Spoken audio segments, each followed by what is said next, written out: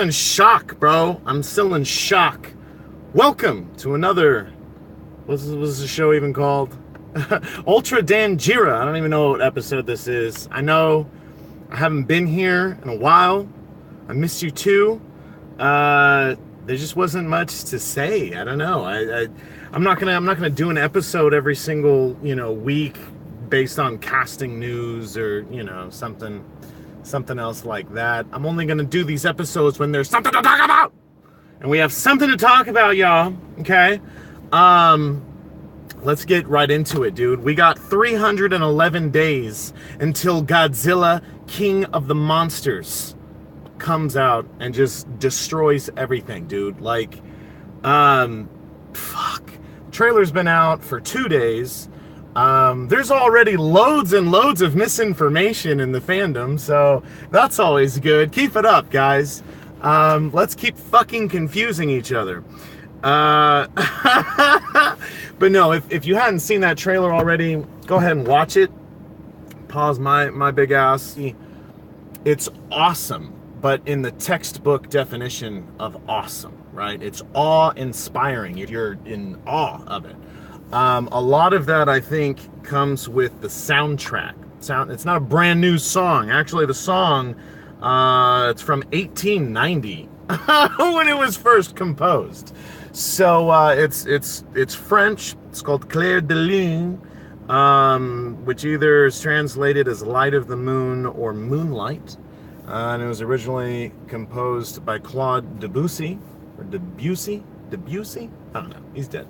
He doesn't mind if I mispronounce his name. But, yeah, Beethoven used little samples of that in Sonata number 14, I think. Moonlight Sonata. That's where Moonlight Sonata comes from. So, absolutely legendary. Warner Brothers. Fuck Aquaman. Fuck everything else. You guys are gonna, you already won. You already won the fandom over. You won strangers over. There's not one person that I know that has seen this trailer that isn't just ready, is just ready to see it. And I would have brought a little like toy or something, but I think all the ones that I have that are cool I've already shown on the show. But don't worry, I'm gonna get another one. I'm gonna try and get the SH Monster Arts of Godzilla Earth from the anime, as well as all of the other kaiju that are going to be in Godzilla King of the Monsters. So, yeah. Now, let's get in the nitty-gritty stuff. Some other trivia. First, I'm going to clear up some misinformation. So, Gamera is not in this movie. I love Gamera. I even love certain Gamera films way more than the majority of Godzilla movies. I'm a huge Gamera fan, but Gamera's not in this movie. What you see with Millie Bobby Brown, 11, from Stranger Things, when she's touching the really hideous looking thing, yeah, it kind of looked like a turtle for a little bit, but he's not in it. That's Mothra, okay? Mothra looks hideous in her larval form. That was when, it was like, it was just coming up, really, really hideous. Almost kind of looked like that big ass thing that was in Dune, that was like floating in it. I don't know. I digress. But yeah, so we're gonna get both forms of Mothra. We're gonna get the larval form. We're gonna get the adult form. The adult form itself, because if you followed any of the viral marketing leading up the week prior to Comic-Con, they kind of gave you little snippets of each monster's appearance, and then also kind of detailed their powers. And that's one thing that I really, really enjoy about this is, we all know Godzilla has plasma or, fire, radioactive, this and that. So he has his heat ray, right? So they needed to make each other kaiju unique, different, but also can rival him with his ability. So, with Mothra, she can kind of charge herself with light, so she could kind of do like a solar flare, I guess, from Dragon Ball, and try and like blind everybody. That would be cool. I know that the Mutos had, EMP pulses. There might be something similar to that, but I think it's just, since she's more of a pacifist than any of the other monsters in this movie, that would probably be just a cool self-defense mechanism, is blinding all the other kaiju. Speaking of Muto, as we all know from Legendary's 2014 first movie, the Muto were called massive unidentified terrestrial organisms. In this trailer, in the first 3 seconds, they're just titans, titans, titans. Because I guess you can't use kaiju now since Pacific Rim Uprising was a fucking failure. So I guess they want to stay away from it. But Titans gives it that Greco-Roman mythological, you know, feel, and it definitely seems more godlike. So I don't really care too much about that, because any one of these kaiju can squash the shit out of anything that we've seen before. Fuck Rampage, bro. Fuck Lizzie. Fuck all the George. Fuck that. Just they're dead. They're dead. They're gonna die if they go up against any of these things. Except for Mothra. I don't know. Mothra might not. Moving on to Rodan, or should we call him Fire Rodan? Dude, that's something that I love that they did with this character, because, you know, spoilers from like 1962, the original Rodan film, he died. Actually, there's two of them. There's male and female, and they died. They fell in a volcano, as much giant monsters from Japan likely do. Fall into a volcano, died, and either it came back or had its offspring come back in Ghidorah, the three-headed monster, like a couple of years later. But also in 1992, 1993, Godzilla vs. Mechagodzilla 2, Rodan mutated by absorbing some of Godzilla's radiation, and it became Fire Rodan. So it's really cool to see that there's, like, these are almost all amalgamations of past versions of these characters from the Showa and the Heisei universes, and they've just kind of smashed them together, and this Rodan is going to be insane, dude. Like, that whole flying over, I'm imagining it's Maryland or Washington, D.C., because the Capitol building's over there, but just seeing his shadow go over all the buildings and just them fucking melt. I mean, that's, dude, this is amazing. And yeah, so I talked about, Rodan. Also, I thought it was a cool thing is, in Destroy All Monsters, which I think was like 1968, at the very, very end, when they killed King Ghidorah, all the 8 or 9 monsters that killed King Ghidorah, the Kilax or the Kylax, the Sejin, the aliens, they tried to send a monster called the Fire Dragon. And it was just this thing made out of fire flying around. And there's a scene where it attacked Rodan and it like burned his back. And Rodan was just like, fuck this! And then like flew away. Turns out it was just a UFO that was on fire. But anyway, I thought that might have been some kind of a reference too. So that would have been really, really cool. And each of these monsters comes from a completely unique and completely different environment. And the representation of powers is very unique. Because, you know, Godzilla comes from the ocean. You know, it's very blue, the plasma and everything like that. You got Mothra, who's also translucent, almost like a deep sea fish, like an angler fish or something, just this bioluminescence. So, you know, she symbolizes light or hope, and comes from the sky. You got Rodan, who is birthed from literally a fucking volcano and is like absorbed thermal energy to have fire wings and shit. It's amazing. But yeah, he obviously comes from the earth and fire. And then you have King Ghidorah, who comes from outer space. So each one of them is very, very unique. This is going to be cool. Speaking of Ghidorah, we don't see that much, but the little bit of we do see, and then the cool Comic-Con poster that was released over the past 2 days, you definitely get to see Ghidorah, and that's it's supposedly 500 feet tall. So Godzilla's going to be like this, and Ghidorah's going to be like that, dude. It's going to be insane. And they need all 3 of these monsters just to fucking stop Ghidorah, and that's what's going to be really cool. Which is what happened in Ghidorah's original debut film, as we all know. So yeah, Gamera is not in this. However, there is going to be some other monster aside from the ones that we already know. Some people have taken screenshots in the Rodan sequences, and they think they've seen another Rodan. So we might get 2 Rodans, just like the original film, which I would be ecstatic for. That would be fantastic. You might get multiple Mothras. There might be 2 larval forms, just like in much of the Showa movies. You could get 2 larval forms, and then the adult form. I mean, there might be a lot of monsters in this movie. We might get an appearance in the intro, you know, kind of like what Justice League did, and they showed like the Amazonians teaming up with the Green Lanterns and stuff. We might get some fucking crazy shit like that, which all bets are off who's going to show up. Although I don't imagine any of the more bizarre 70s kaiju are going to show up, like Hedorah or Megalon or Gigon. Definitely not Mechagodzilla. But you might see King Caesar, you might see Kamunga, the giant spider, you might see Kamibus, which is a giant turtle, you know, Ganame, the Yog monsters. I'm thinking maybe a swarm of like Chimericus, giant praying mantises or something like that. But enough about speculation. No. Sorry, I lied. We're going to do a little bit more speculation.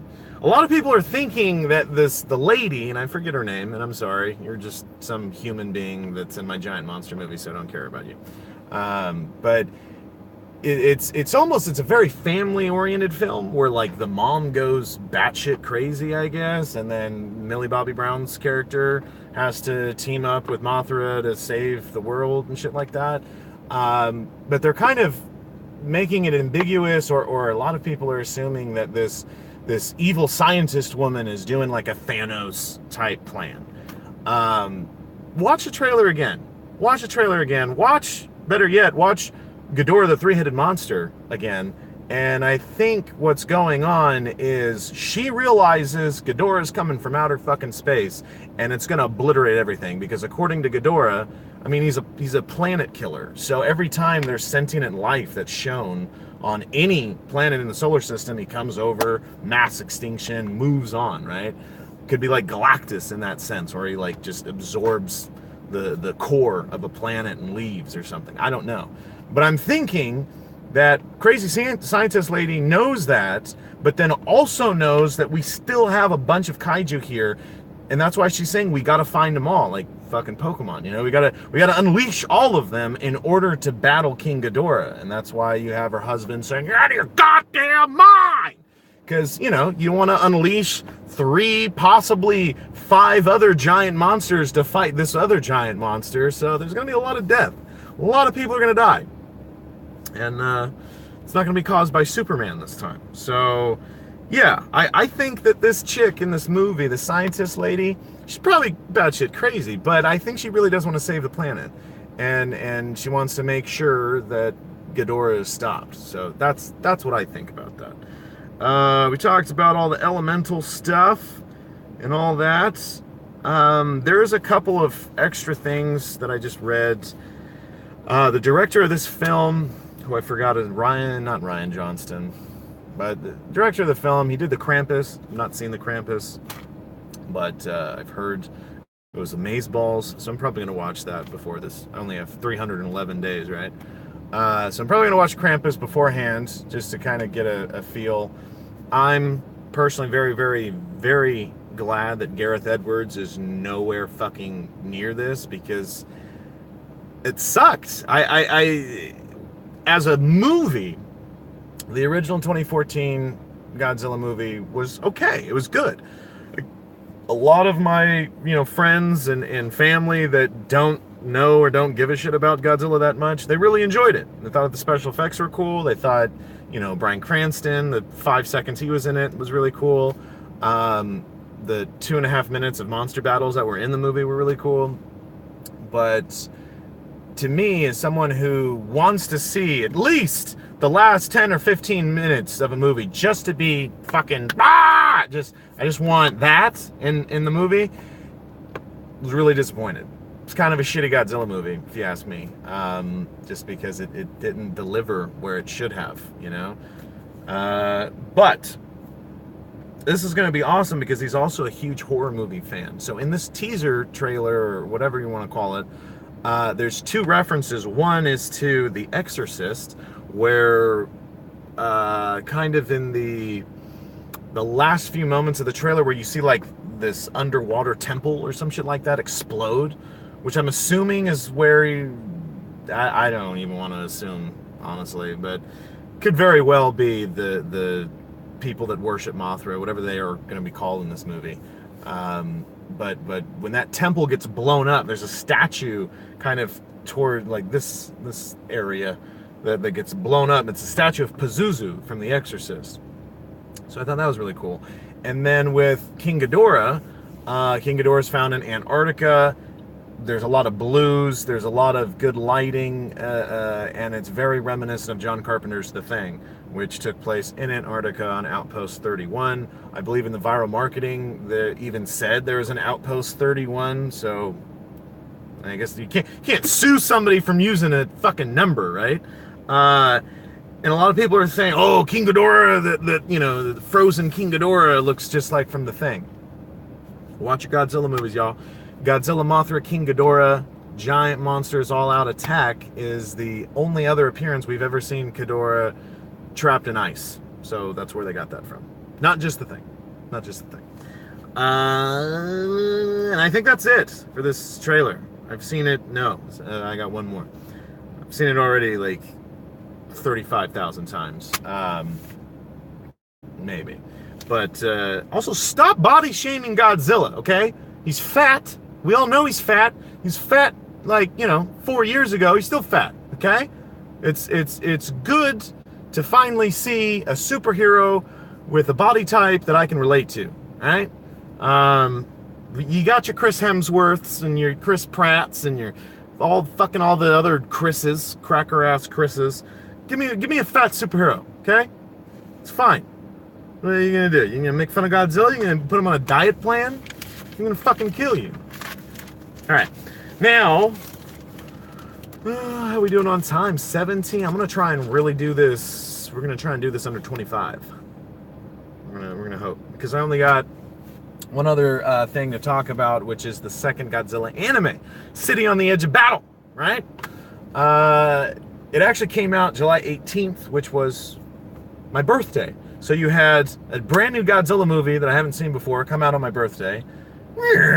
And then the day after, when I was at work, the trailer for King of the Monsters hits. So to me, this is the best birthday I've ever had in my life, because Godzilla himself gave me 2 presents. So, but yeah, it's funny because the whole fandom is like, yeah, King of the Monsters, yeah, fucking the American side. But whenever the Japanese do anything, a lot of the white fans, a lot of the round eyes are, fucking, nah, this isn't my Godzilla, nah. And I don't know. I don't really understand it, other than there's a lot of old ass baby boomers and a lot of really, really, really old fans that don't like to see new shit, right? They don't want the wheel reinvented. They just want 3 other wheels, and they can drive really slow in the fucking fast lane like old people do. And I'm 29 now, so I'm fucking old. So if you're older than me, you're fucking old. So sorry. But a lot of people didn't really enjoy the first Planet of Monsters anime feature film on Netflix, which is all free. So as long as you're paying for a Netflix subscription, you're not really paying for this. So, there shouldn't be that much regret involved in watching this. But from what I gather, I mean, it is reinventing the wheel. It is trying to take things that you may have already known that exist in this franchise, but they want to present it in a whole different, unique way, because it's animated, and it needs to be at least visually different, more so than just 2 guys in rubber suits slapping each other. I mean, I love that stuff, but you can't make it seem like that. And this takes a very hard sci-fi approach, okay? So it's more like the first couple of seasons of Mobile Suit Gundam, or 2001: A Space Odyssey. It's very grounded in reality, almost so much so to the point that people think it's boring. It's boring. How dare you explain the logic behind my giant monster movie, right? So I don't really relate with that. I'm an old man now. So to me, sometimes I like boring. But I love the science behind these movies. I love the fact that they explain in this one that the entire planet, I did hear about that.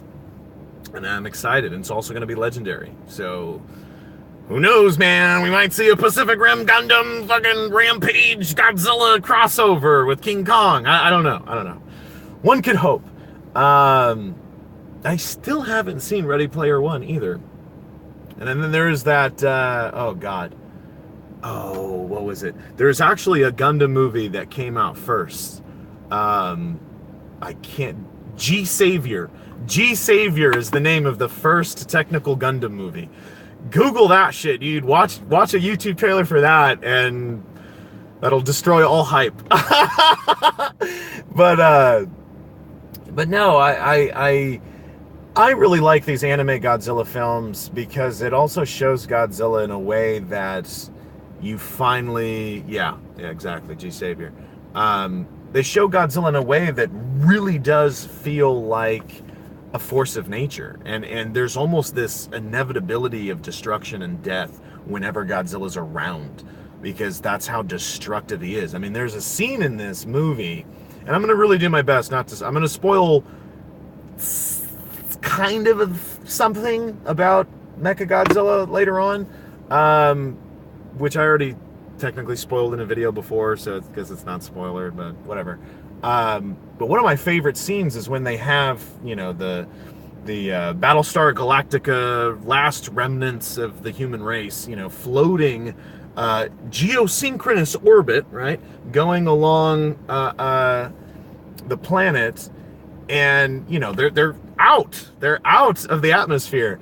And when Godzilla's ray comes in, it fucking like grazes them, and they go, yeah, Godzilla can apparently shoot like 300 miles outside of the planet into outer space and fucking hit you with his ray.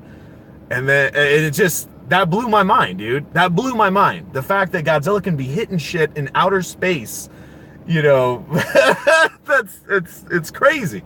And that's what I wanted to see. I wanted to see a super, I got something in my eye. It's another tear. I'm so nostalgic. But yeah, that was one of my very favorite parts. Not only that, but the cool, weird little science fiction facts. You know, it's kind of like a pop-up video almost, where it's like, did you know? And but yeah, the I guess you can't really call them the Mothra twins, although they're basically the Mothra twins. I thought they were really cute, and then also creepy. I don't think Godzilla's going to save the world at all. Definitely not in this anime. He's a good guy in the American movies, but in the Japanese, no. Godzilla's about to blow some shit up. If you hadn't seen this anime, it's really cool. And I actually enjoyed this one a lot more than the first one, because of weird, creepy things that they put into it. And here's my spoiler, okay, ready? Mechagodzilla is in this fucking movie, okay? He is in this movie.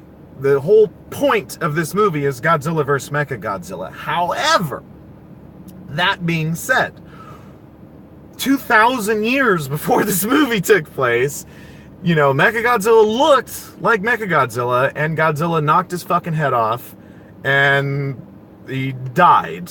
However, the artificial intelligence inside of him that was created by the monkey men, the Saludo, they look like Klingons from Star Trek. They don't even look like gorillas like the original Showa movies. But the Saludo left this crazy Skynet type of AI in the corpse. He's a mecha, so he doesn't really die. But he for 2,000 years, hid himself amongst Godzilla and evolved into a Mechagodzilla city. So he doesn't have a traditional body anymore, but it's still Mechagodzilla. He has all of his weapons, but you know, and it's made out of nanometal and nanomachines. There's a bunch, you know, those like magnets. It's like a row of like little silver magnets, and you click them, and they. That's like Mechagodzilla, basically. There's just a lot of those, and it makes the sound in the opening title sequence. It shows like the little nanomachines, and they make the same exact sound. So I thought that was really cool. But I didn't want to present that here as if I thought I was going to be a cute joke. We already fucking went past 25 minutes. Whatever, under 30.